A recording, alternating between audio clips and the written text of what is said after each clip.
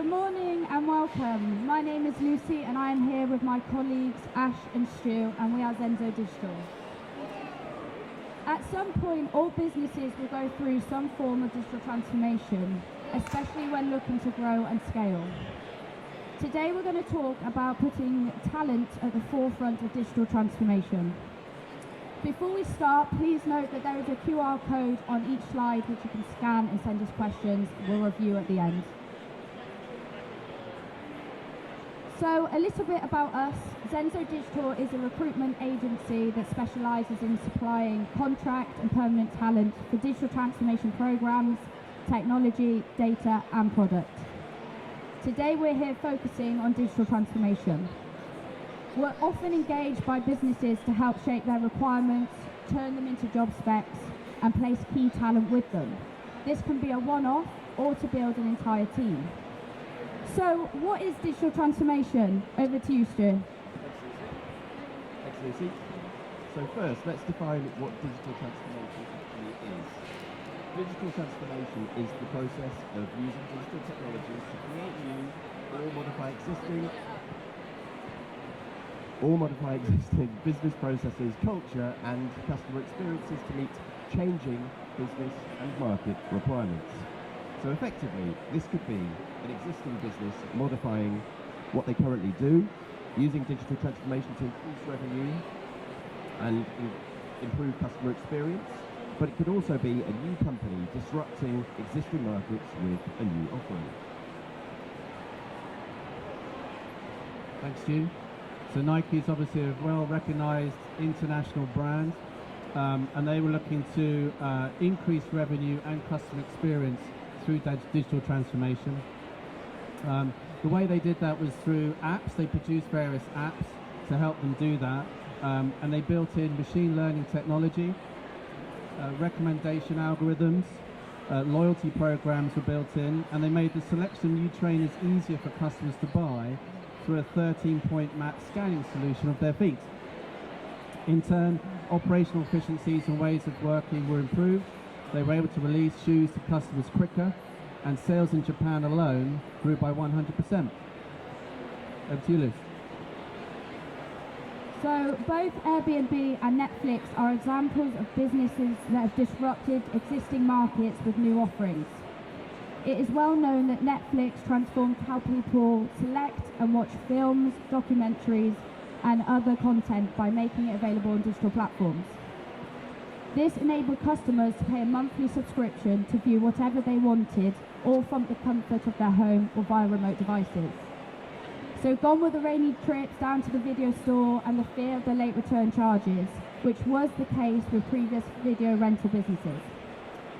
Airbnb opened up a complete new market of quirky, flexible and interesting places to stay, disrupting the traditional market of hotels and so on. They offered their customers a smoother booking journey, secure digital payments and useful customer reviews and insightful tourist information.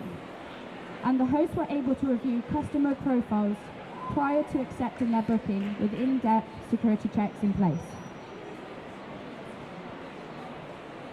So Stu is going to describe how you can go about a digital transformation, but first let me share this research by McKinsey.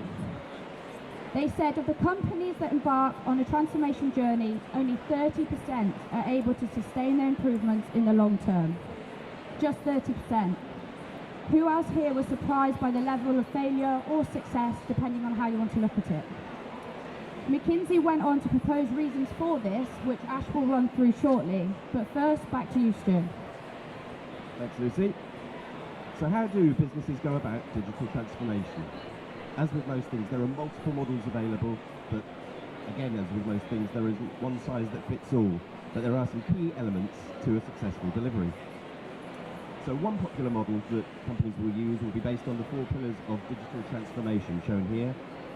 We'll go through those now, starting with strategy. What are we trying to achieve and how do we achieve it? Process. We then need to design and or modify existing processes to make the change work. Technology. What technology are we going to deploy to enable that change? What can we automate to make us more efficient? Where can we utilise AI? What systems can we integrate? And so on. And of course, finally, the change. We then need the business to change, need the business to adopt the change, embed the new ways of working, drive the culture and the business ethos. You can see that across all of these pillars, people are absolutely key, and it's vital that you've got a strong people strategy in place, and by putting talent at the forefront of digital transformation will help you to achieve a successful outcome. Over to you, Ash. Thanks, Stu. So we're going to pick up some more of that quote that McKinsey or research that they came up with, Lucy was talking about earlier, and they proposed some insights into some of the reasons why so many digital transformation programs fail to get the long-term benefits. So they went on to say issues such as a lack of clear vision, insufficient stakeholder engagement, and poor change management often came into play. As you can see, and as Stuart highlighted as well, these are all people issues. You need the right people and the right roles to drive success. And looking across those four pillars, you need the right talent, setting the strategy, defining the business processes, identifying and implementing the appropriate technology, and then, which is most often overlooked, the change agents that are driving that change through, the new ways of working within the organisation. You could argue that the most senior person is the most important person to bring on board first because they set the strategy. However, a digital transformation program can derail at any stage across those four pillars. So you need an end-to-end people strategy in place. If you get that right, then you are more likely to have thriving teams where the strategy, purpose and leadership is clear and everyone is working towards a common goal. So how do you identify and place the right talent into these roles?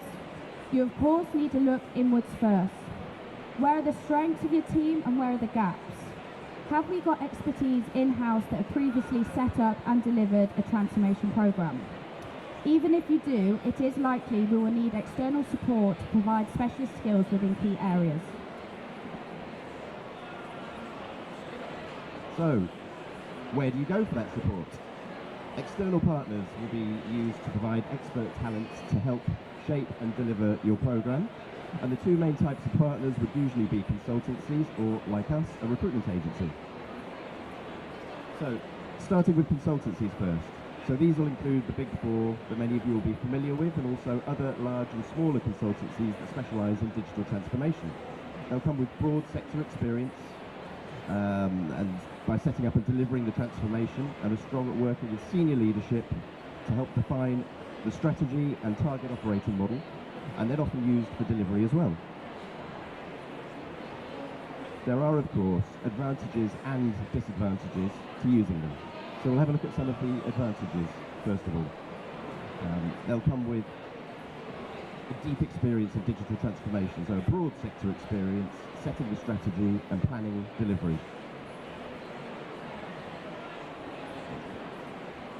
Using a recognised brand or consultancy will help increase your business credibility if you're looking to sell or promote in the future.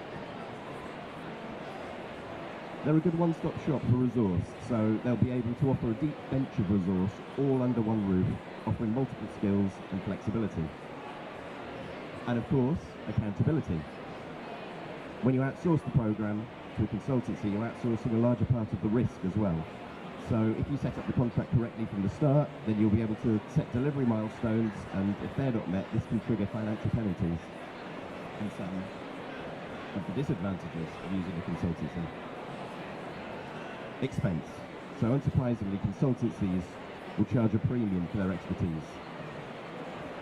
Perhaps you'll lose a bit of control on the program, so by their very nature, consultancies will look to maximise the use of their own consultants across the program, sometimes employing more junior talent as well, but still at the high day rates that you'll be paying for the use of the consultancy. And this, of course, can bloat your budget and disrupt or disharmonise your in-house teams, and perhaps a bit less lack of flexibility in terms of change of direction of the programme. So by the sheer size of the contribution of consultancies, it can be quite challenging to untangle the business from them if there's a change in direction on the programme. Over to you, Les. Thank you, Stu. So the other type of external partner you may wish to use are recruitment agencies, and they come in all sorts of different shapes and sizes. You have talent acquisition partners, managed service providers, boutique agencies, contract and permanent hire specialists, and the list goes on.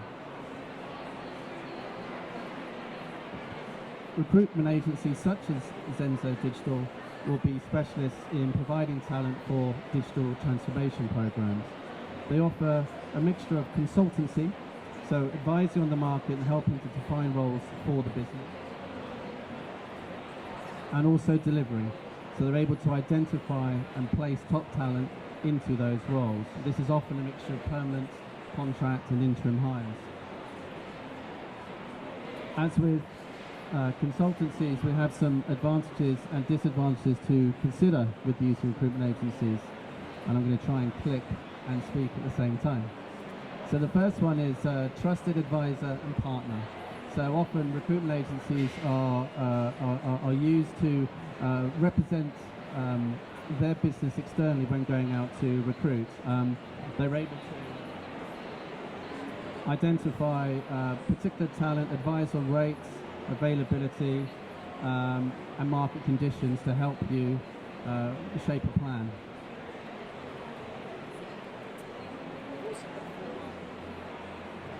They also have full market access, so able to attract and supply permanent interim talent from the entire market, drilling down to specific sector or technology any time if that's preferred. They're also able to help create job specifications, so using their broad experience with other digital programs, they can help you and talk to the business to see what's pertinent to your particular program. This one is often overlooked. It's the talent that trains.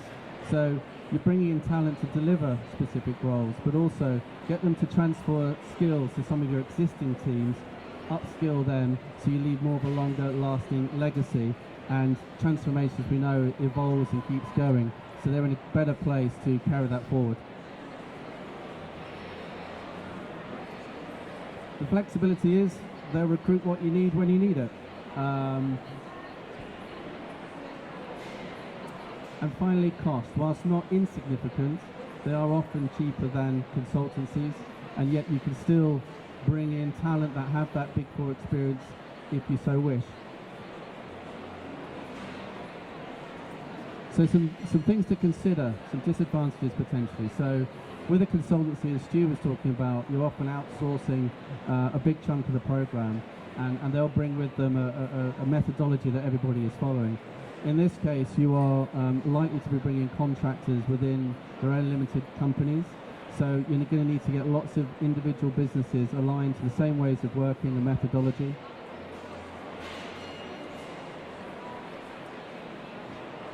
With that, you may be using multiple suppliers, so you'll get very commercial terms, different notice periods, termination clauses, things like that. Also, same skill rates, such as project managers, program directors, whatever, will come with different rates depending on their experience and background. Multiply that by multiple vendors, and that's lots more for you to manage. We recommend work with one or two key suppliers to help you mitigate that. And linked in with all of that is you will have more responsibility of overseeing all the different moving parts. With a consultancy, they will manage a big chunk of it and you manage the consultancy. With this, you've got more overall responsibility with all the moving parts. And unlike consultancies where you may well set up penalties for a lack of delivery, if it's a contractor not working out, you tend to just terminate or swap them out with somebody else. So something for you to consider.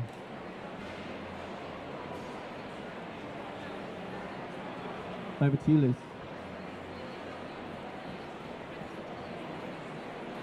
So businesses will often take a consultancy plus a recruitment agency approach.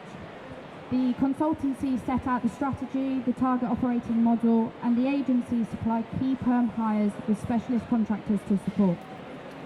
Identify what works best for your organisation, your circumstance, and how you want to manage risk. but most importantly, what fits your budget for the maximum return. Whichever avenue you take, you need to have a clear overall objective of what the digital transformation is setting out to achieve, and a strong people strategy throughout to ensure that the success is the main driver. Otherwise, you may be one of the 70% that fail to gain long-term benefits. Thanks, Lucy. Getting it wrong is likely to be costly, cause delays, and leave you with a demotivated and dysfunctional team with no lasting benefits of the digital transformation. Getting it right, hopefully this is your team, all working together, long-lasting benefits of digital transformation, hugely motivated, and lots of success to enjoy. Brilliant. Well, thank you for listening. If you have any questions, feel free to ask us. We'll check the QR code, see if anything's come in. But in the meantime, Thanks very much, Lucy. And thank you very much for coming and listening to us. If you'd like to come and speak to us or come and find us and say hi or ask us about helping you with any resource for transformation or other programs, come and find us at stand B1812. Thanks very much.